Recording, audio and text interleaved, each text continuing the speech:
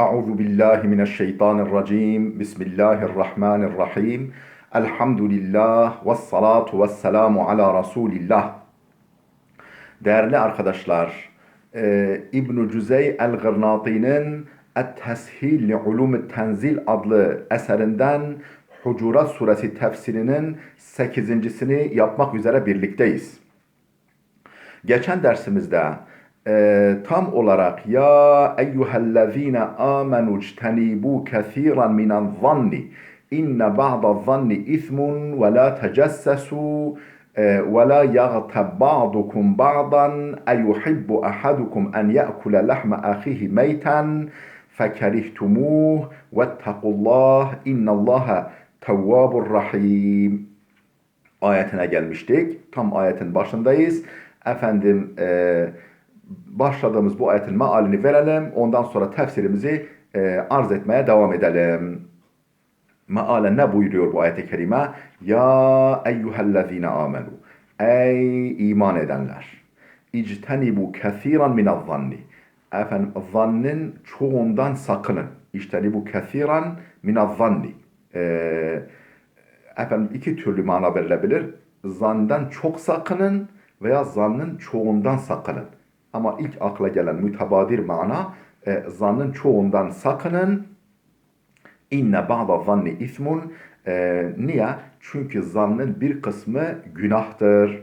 Zannın yani burada kötü zan beslemek, suezan kastedilen odur. Zannın bir kısmı kötü, yani zannın bir kısmı günahtır, o da suezan olmuş oluyor. Ve la tecessesu. Casusluk yapmayın. Ve la tecessesu. Yani birbirinizin gizli kapaklı yönlerini kurcalamayın, araştırmayın.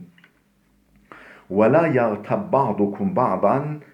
Bir kısmınız bir kısmınızı, yani birbirinizi gıybet etmeyin, çekiştirmeyin, arkadan çekiştirmeyin. Eyuhibbu ahadukum en ye'kule lahme ahihi meyten. Sizden herhangi biri, yani sıradan birisi bile, yani sosyal hayatla çok alakası olmayan, yani sıradan bir Müslüman bile efendim din kardeşinin, yani kardeşinin diyelim efendim etini yani ölü kardeşinin etini yemek ister mi? Ölü olan kardeşinin etini yemek ister mi? Veyahut da kardeşinin ölü etini. Yani iki türlü anlaşılır ama birinci derecede akla gelen mana, ölmüş olan, hani yanında uzanmış, kendini savunmaktan yoksun olan kardeşinin etini yemek ister mi? Ölü kardeşinin etini yemek ister mi? Veya kardeşinin ölü olan etini yemek ister mi? Fekerihtumuh. Bakınız, nefret ettiniz. Efendim tiksindiniz bundan, değil mi? Fekerihtumuh. Bakınız, bundan tiksindiniz. Vettekullah. Şu halde Allah'a karşı gelmekten sakının. Allah'a itaatsizlik etmekten sakının. Bu özelde ve tüm genelde. Yani bu konuda, bu özel konuda, bu işte belirtilen konularda ve tüm konularda Allah'a karşı gelmekten sakının. İnnallâhe tevvâbur rahîm. Peki daha önce bir takım işte bu gibi şeyler yapılmışsa, bu yasaklar çiğnenmişse, hani mesela zan beslenmişse, kötü zan beslenmişse, efendim gizli kapaklı yönler araştırılıp incelenmiş, irdelenmişse, gıybet yapılmışsa, bu durumda ümitsizliğe kapılmayın. Efendim battı balık yan gider. Efendim düşüncesine kapılmayın. Toparlanın, kendinize gelin, tövbe eden, pişman olun, bir daha yapmamaya azmu, cezmu, kast eyleyin. Bu durumda Allah tövbeleri kabul edendir, çokça kabul edendir. Rahimun, merhametlidir. Size efendim fayda dokundurmak istiyor, zarar dokunmasını istemiyor. Kısaca meali bu ayet-i kerimenin. Şimdi tefsirini okumaya devam ediyoruz. İctenibu kethiran minel-zanni. İctenibu kethiran minel-zanni. Zannın çoğundan sakının. Veya zandan çokça sakının. Çok sakının. Ama birinci mana öncelikli manadır. Yani su'azzanni bil muslimin. Ve emma zannul hayri fehuve hasenun. Yani burada Allah'ın kastettiği ne? Su'azzanni bil muslimin. Müslümanlara su'ezan. Yani peşinen birilerini kötü kabul etmek. Efendim o adam kötü. kötü. Şimdi değerli dostlar, böyle bir yani espri gibi algılayın, kabul edin. Şimdi bir komşunun baltası kaybolmuş. Köyde, köy yerine birisi baltası kaybolmuş. Komşunun delikanlısından şüpheleniyor. Yani o çaldı. Yani kafasında onun çaldığı var. Efendim her davranışı balta hırsızı gibi geliyor ona. Yani o delikanlı yürürken, konuşurken, efendim bir iş yaparken hep böyle onun kafasında balta hırsızı. Çünkü onun hakkında kötü düşünüyor ya. Yani onun çaldığı böyle düşüncesini besliyor ya. Yani her davranışı bak işte balta hırsızı böyle falan. Sonra neyse ki balta bulunmuş. Başka bir şey o imaj düzelmiş. Yani maalesef bazıları bu fıkrada olduğu gibi bazıları bizim gözümüzde maalesef balta hırsızı. Yani halbuki o onunla alakası yoktur. Yani öyle yakıştırıyoruz. İşte bu suezandır, kötü zan. Efendim suezan eden suezanla maruz kalır. Sen başkasını hep kötü bilirsen, yani tamam yani yani ne derler? Ateşin olmadığı yerde duman tütmez. Duman çıkmaz. Tamam duman çıkıyor. Efendim dolayısıyla o iş yani böyle ip uçları var yani kuvvetle o kötülüğü yapıyordur. Ha, o ayrı bir konu. O zaman zan yani tamam.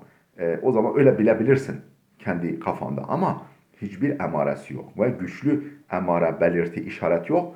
Sen kafana göre onu konumlandırıyorsun, konuşlandırıyorsun. Diyorsun şu şöyledir. Yani balta hırsızı gözüyle bakıyorsun birine işte bu suezandır. Ha, burada Allah'ın kastettiğine suezan bil muslimin. Müslümanlara suezandır.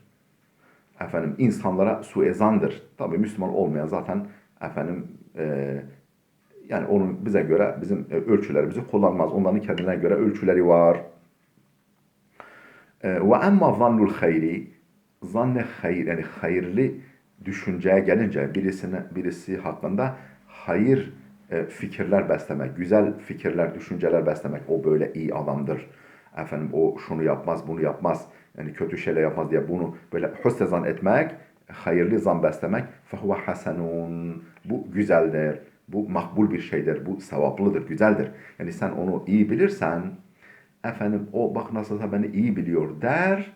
Efendim o da kendini yani salı vermez. Kendine dikkat eder. Senin o hüsnü zannını, güzel düşünceni doğru çıkarmaya, doğrulamaya çalışır. Yani suezanda hayır yok. Hüsnü zanda hayır var. Yani öyle bilirsen yani bak bu beni iyi biliyor o zaman ben iyi olmalıyım gibi faydası olur. İnne ba'da zanni ismun. Hiç kuşkusuz zannın bir kısmı günahtır. Qila fi ma'nel ismi huna el-kezibu li kavlihi sallallahu aleyhi ve selleme el-zannu ekzabul hadis لأنه قد لا يكون مطابقا للأمر. Qila fi ma'nel isim yani inne ba'da zanni ismun var ya oradaki isim tırnak içine ismun kelimesinin anlamı konusunda şöyle denilmiş. Yani bu isim, zannın bir kısmı biz hani günahtır dedik ya. Ha, oradaki isim kelimesinin anlamı konusunda şöyle denilmiş. Huna burada isim kelimesi normalde günah anlamına geliyor. Efendim ama burada isim kelimesinin manası el-kezibu yalandır. Yani zannın bir kısmı yalandır, asılsızdır, batıldır.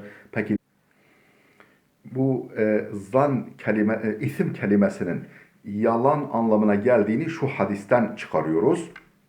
Ne buyuruyor Peygamber aleyhissalatü vesselam? Az-zannu ekzebul hadis. Zan efendim sözün en yalanıdır. Burada sözden maksat düşünce. Çünkü düşünmek sessiz konuşmaktır. Konuşmak sesli düşünmektir. Tekrar arz ediyorum. Efendim düşünmek sessiz konuşmaktır. Yani bir şeyleri içimizden konuşuyoruz. Efendim konuşmak da sesli düşünmektir. Az-zannu ekzebul hadis. Efendim zan konuşmanın yani sözün en yalanıdır. Zan. Çünkü yani zan ediyorsun yani bir delile, bir temele, bir işarete dayanmıyorsun. Dolayısıyla sözün en yalanı zandır. Yani düşüncenin. لَأَنَّهُ قَدْ لَا يَكُونُ مُطَابِقًا لِلْاَمْرِ. Çünkü burada emirden maksat buyruk anlamında değil değerli dostlar. Emr yani durum, yani realite, olgu. لَأَنَّهُ çünkü zan قَدْ لَا يَكُونُ مُطَابِقًا لِلْاَمْرِ. Yani bazen realiteye uygun olmaz. Hatta bazen de çoğu zaman realiteye uygun olmaz. Çünkü efendim bir işarete, bir temele, bir delile dayanmıyor. Bazen efendim realiteye, duruma, olguya uygun düşmez. Dolayısıyla uygun düşmeyince realiteye yalan oldu. Yalan ne demek? Yani realiteye ters düşen haberler, efendim durum yani sözler bu yalan oluyor. Asılsız söz yalan oluyor. وَقِيلَ اِنَّمَا يَكُونُ اِثْمًا اِذَا تَكَلَّمَ بِهِ وَأَمَّا اِذَا لَمْ يَتَكَلَّمْ بِهِ فَهُوَ فِي فُسْحَةٍ لَأَنَّهُ لَا يَقْدِرُ عَلَى دَفْعِ الْخَوَاطِرِ لَأَنَّهُ لَا يَقْدِرُ عَلَى دَفْعِ الْخَوَاطِرِ Efendim vakile şöyle de denilmiş. İnnemâ yekunu ismen zan ne zaman günah olur? Zan yani kötü zan beslemek. O kötü zan ne zaman günah olur? İza tekelleme bihi. Kişi onu dillendirince. Yani dillendirince sağda solda bunu dile getirince. Ve amma iza lem yetekellem bihi fakat onu konuşmayınca, onu dillendirmeyince, sadece içinde besleyince fehve fi fushatin o ruhsattadır. Yani onda günah yok. لأنه لا يقدر على دفع الخواطر. Çünkü kişi efendim aklına gelen, içinden geçen şeyleri def etmeye muktedir değil. Yani kötü şeyler geliyor aklına. Yani onun elinde olan bir şey değil. Elinde olan bir şey olmadığından dolayı efendim onu dillendirmedikçe ve onun gereğince davranmadıkça yani onun efendim sevk ettiği işler, şeyler yapmayınca mesela karşı tarafa kötülük dokundurma veya gıybetini yapmak gibi bu gibi şeylere efendim başvurmayınca günah olmaz. Yani orada bir ruhsat var, izin var. Değerli dostlar şunu arz edeyim. Yani bu şunun gibi. Şimdi diyelim ki vücuda mikrop girmiş. Mikrop girmiş. Fakat o mikrop karantinaya alınmış. Yani vücutta böyle izole edilmiş. Olur ya bazı hücreler tarafından, faydalı hücreler tarafından, savunma hücreleri tarafından efendim izole edilmiş. Dolayısıyla yani gösteremiyor, faaliyet gösteremiyor. Onun gibi düşünün. Yani o kötü zan aslında insanın içine giren bir virüs, bir mikroptur. Şimdi ama onun gereği yapılmayınca, yani diyelim ki dillendirilmeyince, efendim o hakkında kötü zan beslenen kişinin gıybeti yapılmayınca veya zarar dokundurmaya teşebbüs edilmeyince o zarar vermiyor. O kötü zan zarar vermiyor. Yoksa efendim iyi bir şeydir anlamında değil değerli dostlar. Yani iyi zan kötü zan besleyebilirsiniz anlamında değil. Mümkün mertebe suizandan kendimizi korumamız lazım. Tekrar alıyorum. Vakile şöyle de denilmiş. İnnema yakunu ismen. Bu suizan ne zaman günah olur? İza tekelleme bihi. Kişi onu seslendirdiğinde, dillendirdiğinde, dile getirdiğinde. Ve amma iza lem yetekellem bihi. Fakat onu konuşmadığında, sadece içinde tuttuğunda fehve fi fushatin. Kişi genişliktedir. Yani ruhsat içindedir. Efendim günaha girmemiştir. Leannehu çünkü kişi la yakdiru ala def'al havatir havatırın hatıra, akla gelen elimizde olmayarak aklımıza gelen düşünceleri savmaya muktedir değil. Elimizde olan bir şey değil. Onu istesek de içimizden atamıyoruz. Yani bir kere geliyor aklımıza kötü şeyler. واستدل بعضهم بهذه الآية على صحة سد الذرائع في الشارع لأنه أمر باجتناب كثير من الظن وأخبر أن بعضه إثم باجتناب الأكثر من الإثم احترازا من الوقوع في البعض الذي هو إثم واستدل بعضهم bazı alimler delil getirmişler. Bihadihil ayeti bu ayetle delil getirmişler. Neye? Ala sahhati sadde zera'i' fi'ş-şer'a. Fi'ş-şer'a yani dinde. İslam'da sadde tırnak içinde sadde zera'i'an efendim sıhhatine. Sadde zera'i'an efendim doğru bir delil olduğuna. Sağlıklı bir delil olduğuna bu ayetle delil getirmişler. Ne demek sadde zera'i'? Yani diyelim ki haşa zina etmek değil mi? Büyük günahtır değil mi? Büyük kebairdendir. Ama normalde bakmak, normalde yani bakıyorsun. Yani namahreme bakıyorsun. E, efendim şimdi bu niye günah? Çünkü efendim zina genelde zinaya kapı açtığı için günah. Yani bazı şeyler var normalde günah değil. Yani, değil mi? Günah olmaması beklenir. Ama o da günah sayılmış. Niye günah sayılmış? Çünkü efendim günaha kapı açıyor, günaha götürüyor. Hani var ya Cenab-ı Hak ne buyurur? وَلَا تَقْرَبُوا zina. Zinaya yaklaşmayın bile. Yetimin malına yaklaşmayın bile. Peki yetimin malına yaklaşsan, yani yakın dursan bir şey var mı? Yok normalde. Ama yani yaklaştığın zaman, çok böyle hemhal olduğu zaman, böyle malına katmak gibi falan, böyle o yaptığın zaman efendim günaha düşebilirsin. Yani günaha kapı açan şeylerin yasaklanması buna sedde set kapatmak, tıkamak demek. Efendim zeraya da vesile demek. Yani sebep demek. Günahın vesilelerinin kapatılması, tıkanmasının efendim dinde, şeriatta doğru bir delil olduğuna delil getirmişler bu ayetle. Demişler ki böyle bir delil var, o doğru bir delildir.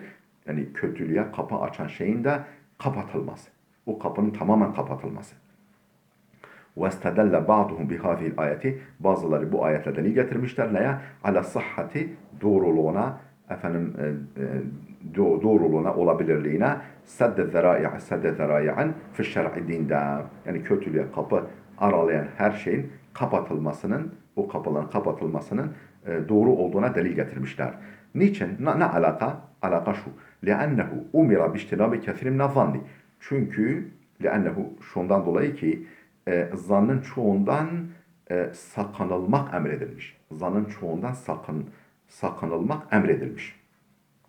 Ve uhbira enne ba'dahu ismun. Efendim bir kısmının ise günah olduğu söylenmiş. Yani bir kısmı günah ama çoğundan sakının. E, Yani sakınılması gerekenler daha geniş. Bir kısmı günah.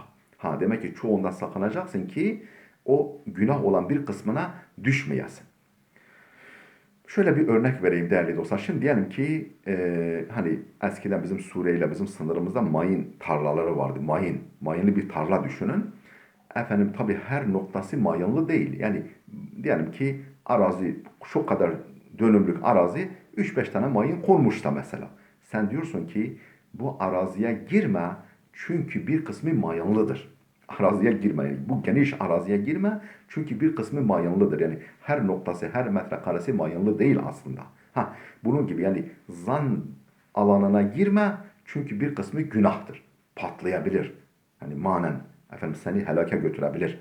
İşte onun gibi bir şey. Yani çoğundan sakının çünkü bir kısmı günahtır. Araziye girmeyin çünkü bir kısmı mayınlıdır. Mayınlı sahadır.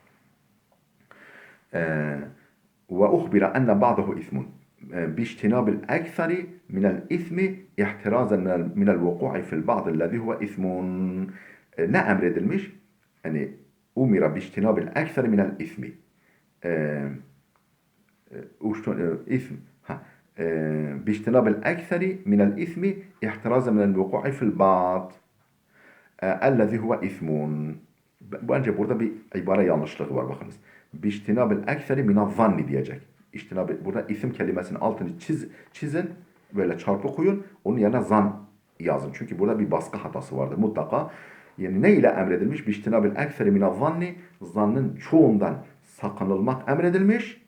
Niçin? İhtiraza minel vuku'i fil ba'd. Bir kısmına yani ellezî huve ismun. Yani günah olan bir kısmına düşmekten sakınmak için. Günah olan bir kısmına düşmekten sakınmak için zannın çoğundan sakınmak emredilmiş. İşte bundan dolayı. Bizim örneği unutmazsanız efendim aklınızda kalır. Dolayısıyla burada sede zerai'an edille şer'iyeden, şer'i delillerden birisinin olabilirliğine delil getirmişler. Ve la tecessesu efendim ne dedik? Başkasının ayıplı, kusurlu yönlerini irdelemeyin, kurcalamayın, perdeyi yırtmaya çalışmayın. Ey la tebhasu an muhabbaatin nasi. Muhabbaatun nas. İnsanların gizli kapaklı yönlerini araştırmayın. Ve qara'al hasenu tahassasu bil ha'i. Hasan-ı Basri nasıl okumuş? Ve la tahassasu. Tabi bu şaz kıraattır. Hasan-ı Basri'ye nispet edilen bu kıraat şaz bir kıraat. Ve la tahassasu diye okumuş. Ve tecessus bil cim fil şer. Ve bil ha fil hayr. Yani şimdi dile baktığın zaman, Arap diline baktığın zaman Tahassüs cim ile daha doğrusu tecessüs yani cim tecessüs şeklinde fişşerri yani daha çok kötü konularda böyle oluyor. Yani olumsuz durumlarda tecessüs, yani casusluk, casus mesela çok hoş bir şey değil, gerçi bir sıfat değil, vasıf değil. Cim yani kötülükler kötü olduğu zaman tecessüs ifadesi kullanılır. Ve bil ha'i tahassüs fil hayri. Hayır. Tahassüs yani hassasiyet, duyarlılık. Mesela şöyle düşünelim değerli dostlar. Efendim diyelim ki birimiz duyarlıyız. Tahassüs yani duygu, hissiyat sahibiyiz, duyarlıyız. Efendim mahallemizde efendim yardıma muhtaç kimse var mı? Böyle araştırıyoruz. Kulak misafiri oluyoruz sağa sola. Veya soruyoruz yani var mı böyle bir şey? Böyle merakla araştırıyoruz ki faydamız ona dokunsun. Yani efendim ona yardım bulalım veya kendimiz yardım edelim. Bu tahassüs oluyor. Bu güzel bir şey. Ama bir de bunun olumsuzu var. Kim ne yapıyor? Kim kiminle arkadaş? Kim ne yiyor, içiyor falan. Bu da tecessüs oluyor. Yani olumsuz şeylerde tecessüs, olumlu şeylerde tahassüs ifadesi kullanılır. Yani cimle tecessüs olumsuz, ha ile tahassüs olumlu. Vakile bir başka fark da şöyle söylenmiş. Et-tecessusu ma kana min vera'a ve tahassusu bil ha'i et-duhul vel isti'la. Şöyle dedi. Et-tecessus tecessus ma kana min vera'a. Böyle arkadan böyle uzaktan böyle uzaktan böyle gözetliyor falan. Bu vara'a var, min vara'a yani böyle arkadan böyle çok da yani içine girmiyor falan. Bu tecessüs oluyor. Ve tahassus ise bil ha ile tahassus ad-duhul vel istila. Yani o alana girmek ve böyle tepeden gözetlemekle oluyor. Dikizlemek, gözetlemek, efendim böyle icabında o meclise girip bakalım kim konuşuyor. Bu da tahassus oluyor. Tahassus yani o alana girmekle, o bilgi, istihbarat toplamak istediğimiz alana bizzat girmekle. Veyahut da böyle dikizlemek, gözetlemekle bu tahassus oluyor. Efendim öbürü tecessüs. Yani dildeki farklarını söylüyor. Efendim bu durum bu ikinci yoruma göre bu yoruma göre ikisi de kötü. Ha, ama diğer ikincisine göre yani bir faydamız dokunsun diye haber istihbarat topluyorsak bu güzel ama zarar dokundurmak için yapılırsa bu tecessüs, bu casusluk oluyor kötü. Değerli dostlar burada dursun. Videomuz uzadı. وَلَا يَغْتَبْ بَعْضُكُمْ بَعْضًا başlığında kalalım. Gelecek dersimize kadar Allah'a emanet olun.